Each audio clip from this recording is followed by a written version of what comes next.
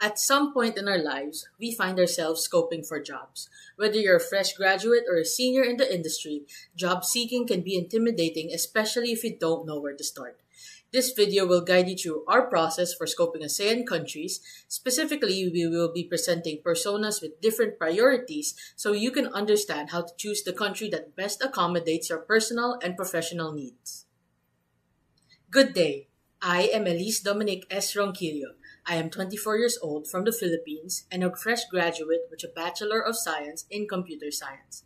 I want to pursue a career in the gaming industry as a game developer or a programmer, but I only took this degree since my parents wanted me to pick a more common career, and game development is not covered by a DOST scholarship. Nevertheless, my financial situation holds me back as I come from a low-income family. My main considerations for choosing a country are that it has good governance, an affordable living cost for someone like me, and good upward social mobility. As a fresh graduate, I would also like a country where the job market is relatively easy to enter and stay in. Moreover, and as much as possible, I want a country that respects my rights as a woman and as a worker, and a country that gives me freedom to be my own person. I looked at ASCC and GTCI metrics that mainly focus on human development, government effectiveness, rights related to women's economic participation and opportunities, and most importantly, social mobility. With that in mind, the countries most suitable for me are Malaysia, Vietnam, and Thailand. Malaysia is the best in terms of life improvements and the government. Vietnam is the most well-rounded in terms of what I want, even if it is outperformed in some aspects. And Thailand is the most suitable in terms of its work culture and my personality, and it would be easy to find and keep a job in. Malaysia is the best at good governance and improving my life. It is a country that I can easily live in, and the cost of living should be affordable. It has high rankings for government effectiveness, social protection, and most importantly, social mobility. However, it has one of the highest unemployment rates and performs poorly when it comes to female labor force participation, meaning that a job may be difficult for me to find, especially as a fresh graduate and as a woman. Vietnam does not have the best score for governance, but it does well for social mobility and affordable living conditions as it performs relatively close to Malaysia and Thailand. Moreover, it beats the other two countries at female labor participation and the SIGI metrics, so for a woman, career opportunities are easily accessible. They can also provide decent upward social mobility. So while Vietnam is not the best, it's a relatively well-rounded option. Thailand does relatively well, and unlike Malaysia, it has one of the lowest unemployment rates, which is preferable for someone like me. In terms of the government, it also ranks in the middle, so it's relatively effective enough. But what hurts it overall is its very low social mobility. What this means is that while finding a job in Thailand may be easy, that job might not actually provide me with any upward social mobility. In terms of the work culture, Malaysia does not align well with the Hofstede metrics that I chose, and rights as a worker and as a woman are not guaranteed as indicated by its low ITUC and low SIGI scores. Vietnam's work culture is a better fit for me compared to Malaysia, but not as well as Thailand. But Vietnam scores best among my choices in ITUC and SIGI, so my rights are well respected and relatively protected. Thailand's work culture fits me the best amongst the countries that I chose. It has the same score as Malaysia for ITUC, so my rights as a worker might also be violated to the same degree, but as a woman, it does better in the SIGI than Malaysia, so I would not be as discriminated against in acquiring opportunities. Hi, I'm Timothy Ang, 31 years old. I've been working as a science and research specialist in DOST for over 8 years now. I live with psoriatic arthritis. Although it manifests in flares, the symptoms of joint pain and brain fog can be challenging both physically and financially. On top of this, I've been wanting to explore a career outside my current industry for some time now. I've been told my expertise would be most compatible with the banking industry, but I have no prior experience in finance or economics, so I'm planning to find a job in a country with very accessible and cheap healthcare, as well as a very collaborative and nurturing work environment. So career-wise, I'm currently looking for a mid-level position in risk analysis in the banking sector. I believe that my expertise in network analysis and simulations would be optimal for the banking sector.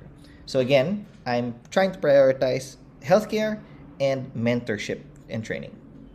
So given my priorities and background, I can focus on a few things when considering metrics.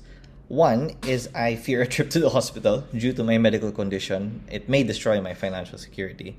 Two, While I am confident in my skills from my specialized background, the lack of experience and in finance or economics means I need a nurturing environment with good mentorship and training.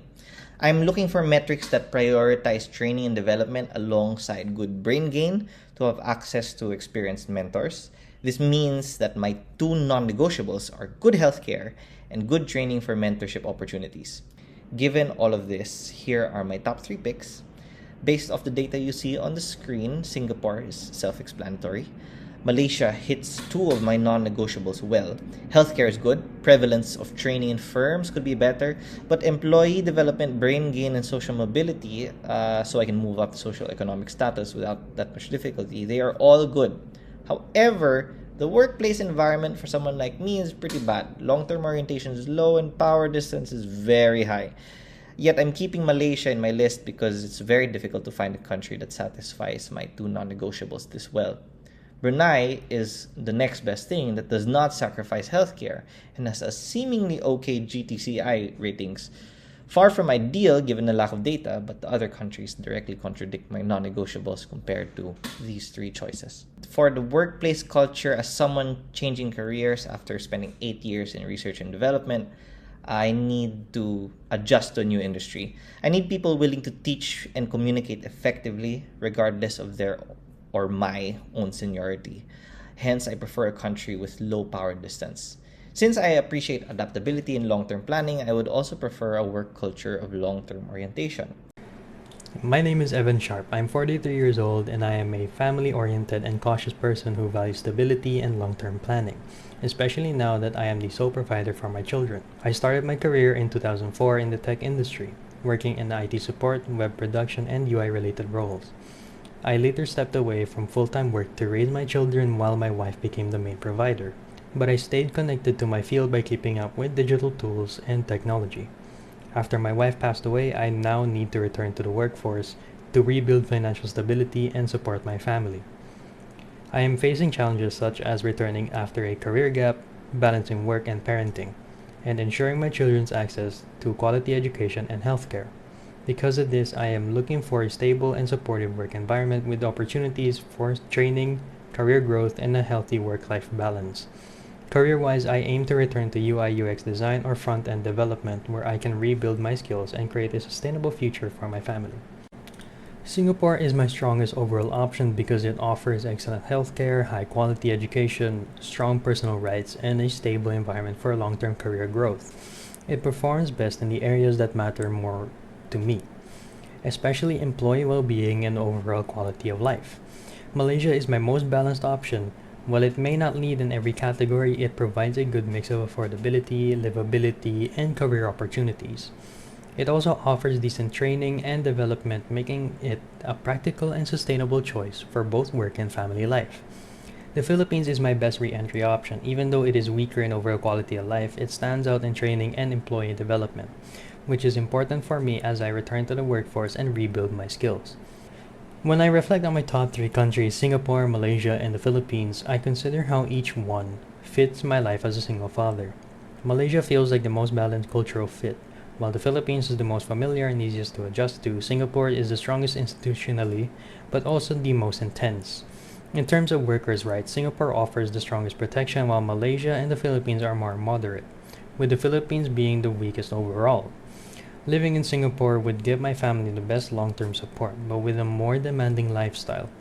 Malaysia offers a balance between opportunity and livability, while the Philippines is easier to adapt to, but offers a lower overall quality of life. For work culture, I need something structured and stable. Singapore fits this best. Malaysia is still manageable and the Philippines is more inconsistent. Overall, Singapore provides the most security and Malaysia offers balance, and the Philippines gives me the easiest path to restart. Knowing and understanding these metrics makes the process of job seeking easier. Moreover, these metrics exist for countries outside ASEAN, so our process for scoping applies in a global context. It's important not only to find a country that supports and prioritizes the career we want, but also to consider our personal needs, especially our struggles. We hope that this video was able to guide you through that process. Thank you for watching.